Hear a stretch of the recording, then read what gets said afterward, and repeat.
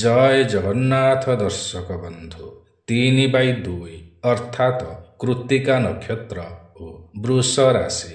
ଏହି ରାଶିର ଅଧିପତି ଗ୍ରହ ହେଉଛନ୍ତି ଶୁକ୍ର ଗ୍ରହ ଓ ଏହି ନକ୍ଷତ୍ରର ଅଧିପତି ଗ୍ରହ ହେଉଛନ୍ତି ସୂର୍ଯ୍ୟଦେବ। ଏହି ରାଶିର ବ୍ୟକ୍ତିମାନେ ରବି ମହାଦଶାରେ ଜନ୍ମ ହୋଇଥାନ୍ତି ବା ଏମାନଙ୍କର ଜନ୍ମ ସମୟକୁ ରବି ମହାଦଶା କିଛି ବାକି ରହିଥାଏ। ଏମାନଙ୍କର ଦେବତା ହେଉଛନ୍ତି ଅଗ୍ନିଦେବ ଓ ଶିବ ଭଗବାନ। ଏଣୁ ଏମାନେ ବିପଦ ଆପଦରେ ବା ସମସ୍ୟାମାନଙ୍କରେ ଶିବ ଭଗବାନଙ୍କୁ ଦର୍ଶନ କଲେ କିମ୍ବା ଶିବ ମନ୍ଦିରକୁ ଗଲେ ଏବଂ ହୋମ ଯଜ୍ଞ ଆଦି କଲେ ଅନେକ ସୁଫଳ ମିଳିଥାଏ ବା ଜୀବନରେ ସଫଳତା ମିଳିଥାଏ। ଏମାନେ ପୃଥିବୀ ତତ୍ତ୍ୱର ଅଟନ୍ତି। ଏମାନଙ୍କର ଶୁଭ ଦିଗ ହେଉଛି ପୂର୍ବ ଦିଗ। ଏମାନେ ରାକ୍ଷସ ଗଣ ଅଟନ୍ତି। ଏମାନଙ୍କର ଶୁଭ ତିଥି ହେଉଛି ଷଷ୍ଠୀ ତିଥି ଓ ଶୁଭ ରଙ୍ଗ ହେଉଛି ଧଳା ରଙ୍ଗ ଏବଂ ଶୁଭ ଅଙ୍କ ହେଉଛି 1 ଓ 3। ଏମାନେ ତୃତୀୟ ପାଦର ଅଟନ୍ତି ଓ ଶୁକ୍ର କ୍ଷେତ୍ରୀ ଅଟନ୍ତି। ଏମାନେ ହସକୁରା ହୋଇଥାନ୍ତି, ଲୋକପ୍ରିୟ ହୋଇଥାନ୍ତି, ଦୟାଳୁ ହୋଇଥାନ୍ତି, ଗୁରୁଜନ ପ୍ରିୟ ହୋଇଥାନ୍ତି। ଏମାନଙ୍କର ନାକ ବଡ଼ ହୋଇଥାଏ, ସୁନ୍ଦର ଶରୀର ହୋଇଥାଏ, ସୁନ୍ଦର ମାଂସପେଶୀ ହୋଇଥାଏ ବା ଏମାନେ ବଳିଷ୍ଠ ଅଟନ୍ତି। ଏମାନେ ତିଆରି କରିପାରନ୍ତି ଓ ଧ୍ୱଂସ ମଧ୍ୟ କରିପାରନ୍ତି। ଏମାନେ ସମସ୍ତ କାର୍ଯ୍ୟ ଆଗତୁରା କରିବାକୁ ପସନ୍ଦ କରିଥାନ୍ତି। ନୂଆ ନୂଆ ତଥ୍ୟକୁ ଖୋଜିଥାନ୍ତି, ନୂଆ ନୂଆ ତଥ୍ୟ ବାହାର କରିଥାନ୍ତି, ନୂଆ ନୂଆ ଜାଗାକୁ ବୁଲିଯିବାକୁ ପସନ୍ଦ କରିଥାନ୍ତି। ଏମାନେ ଶାରୀରିକ କାର୍ଯ୍ୟ କରିବାକୁ ପସନ୍ଦ କରିଥାନ୍ତି। ଏମାନେ ତୀକ୍ଷ୍ଣ କଥା କହିଥାନ୍ତି ବା ବାଧିଲା ଭଳିଆ କଥା କହିଥାନ୍ତି। ଏମାନେ ଅତ୍ୟନ୍ତ ସାହାଯ୍ୟକାରୀ ହୋଇଥାନ୍ତି। ଏମାନେ ସ୍ୱାଧୀନ ଚେତା ହୋଇଥାନ୍ତି ବା ଏମାନେ କାହାରି ଅଧୀନରେ କାର୍ଯ୍ୟ କରିବାକୁ ପସନ୍ଦ କରନ୍ତି ନାହିଁ। ଏମାନେ ସାହସୀ ଅଟନ୍ତି।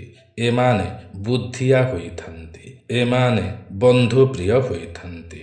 ଏମାନେ ରୋଜଗାରକୁ ବେଶୀ ଗୁରୁତ୍ୱ ଦେଇଥାନ୍ତି। ଏମାନେ ପିତାଙ୍କଠାରୁ ସବୁକିଛି ପାଇଲେ ମଧ୍ୟ ମାତାଙ୍କୁ ବହୁତ ବେଶୀ ଭଲ ପାଇଥାନ୍ତି। ମାତାଙ୍କ କଥାରେ ଚାଲିଥାନ୍ତି।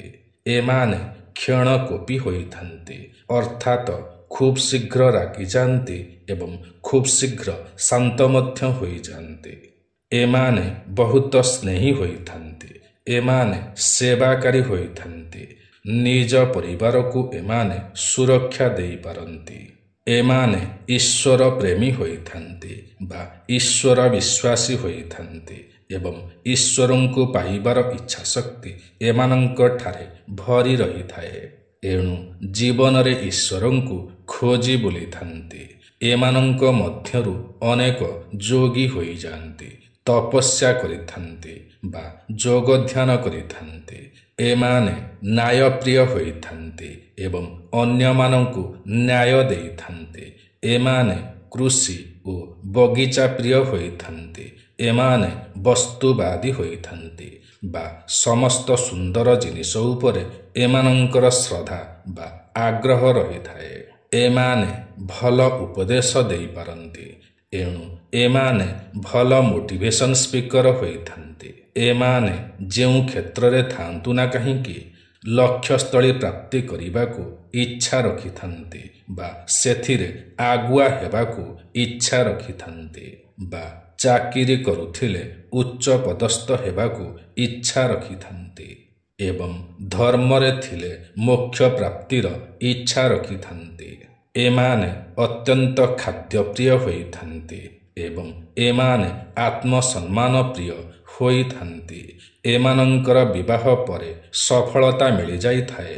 ଏମାନଙ୍କର ବିବାହ 25ରୁ 35 ବର୍ଷ ଭିତରେ ହୋଇଥାଏ ଏବଂ ଏମାନଙ୍କୁ 50ରୁ 55 ବର୍ଷ ଭିତରେ ଅତ୍ୟଧିକ ସଫଳତା ମିଳିଥାଏ। ଏମାନେ ଜୀବନ ସାଥୀଙ୍କ ପାଇଁ ତ୍ୟାଗ କରିପାରନ୍ତି ଓ ଜୀବନ ସାଥୀଙ୍କୁ ବହୁତ ଭଲ ପାଇଥାନ୍ତି ବା ସମ୍ମାନ ଦେଇଥାନ୍ତି। ଏମାନେ ବହୁତ ଇମୋସନାଲ ହୋଇଥାନ୍ତି।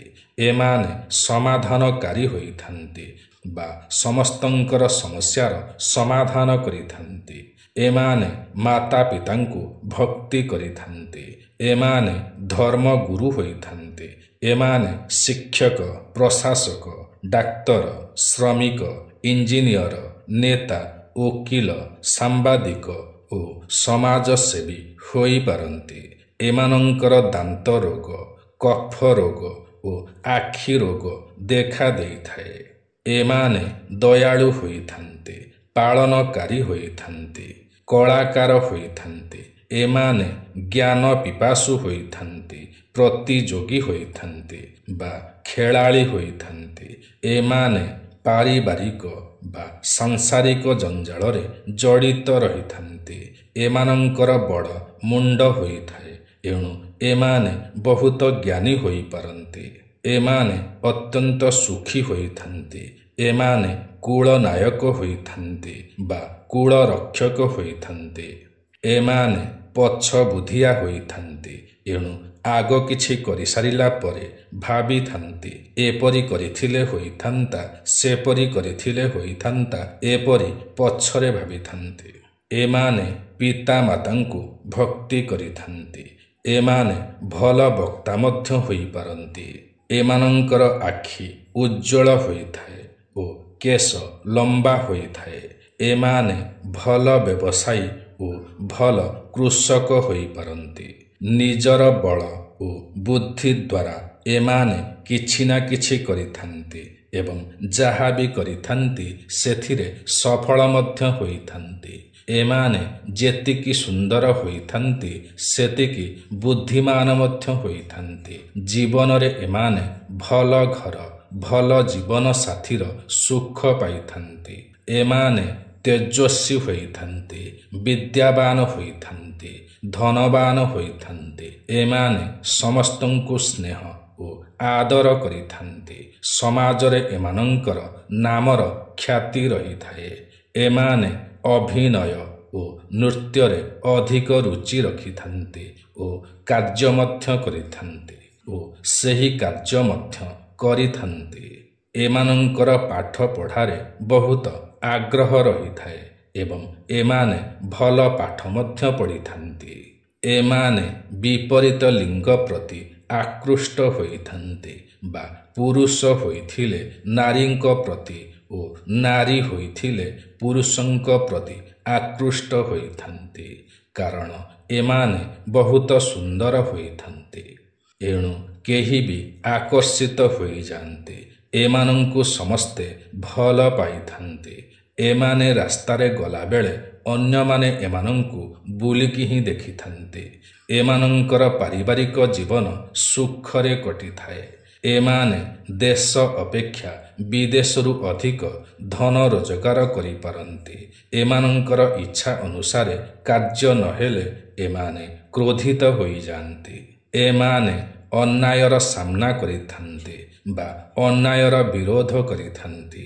ଏମାନେ ସୂର୍ଯ୍ୟଙ୍କର ଉପାସନା କଲେ, ସୂର୍ଯ୍ୟଙ୍କ ମନ୍ତ୍ର ଜପ କଲେ, ସୂର୍ଯ୍ୟଙ୍କୁ ଅର୍ଘ୍ୟ ଦେଲେ ଏବଂ ରବିବାର ବ୍ରତ ପାଳନ କଲେ, ଅର୍ଥାତ୍ ରବିବାର ଦିନ ଆମିଷ, ପିଆଜ ରସୁଣ ବାରଣ କଲେ, ଚୁଟି ଦାଢ଼ି ନଖ ନ କାଟିଲେ ଏମାନଙ୍କର ବନ୍ଦ ପଡ଼ିଥିବା ଭାଗ୍ୟର ତାଲା ଖୋଲି ଯାଇଥାଏ ଏବଂ ଏହାର ବିପରୀତ କଲେ ଏମାନଙ୍କର ଭାଗ୍ୟର ତାଲା ବନ୍ଦ ହୋଇଯାଇଥାଏ। ଏଣୁ ଏମାନେ ରବିବାର ବ୍ରତ କରିବା ଦ୍ୱାରା ଏମାନଙ୍କର ଭାଗ୍ୟ ଏମାନଙ୍କର ସାଥ ଦେଇଥାଏ ବା ଏମାନଙ୍କର ଭାଗ୍ୟ ଉଜ୍ଜଳମୟ ହୋଇଥାଏ ଏବଂ ଏମାନଙ୍କର ସମସ୍ତ ଇଚ୍ଛା ପୂରଣ ହୋଇଥାଏ। ତେବେ ପ୍ରିୟ ଦର୍ଶକ ବନ୍ଧୁ, ଏହା ତ ଥିଲା 3/2 ବା କୃତ୍ତିକା ନକ୍ଷତ୍ର ଓ ବୃଷ ରାଶି ବିଷୟରେ। ଆଜିର ଏହି କାର୍ଯ୍ୟକ୍ରମଟି ଆପଣଙ୍କୁ କିପରି ଲାଗିଲା ନିଶ୍ଚୟ କମେଣ୍ଟ କରି ଜଣାଇବେ। ଯଦି ଆଜିର ଏହି କାର୍ଯ୍ୟକ୍ରମଟି ଆପଣଙ୍କୁ ପସନ୍ଦ ଆସିଥାଏ ତେବେ ଗୋଟିଏ ଲାଇକ୍ ନିଶ୍ଚୟ କରିବେ।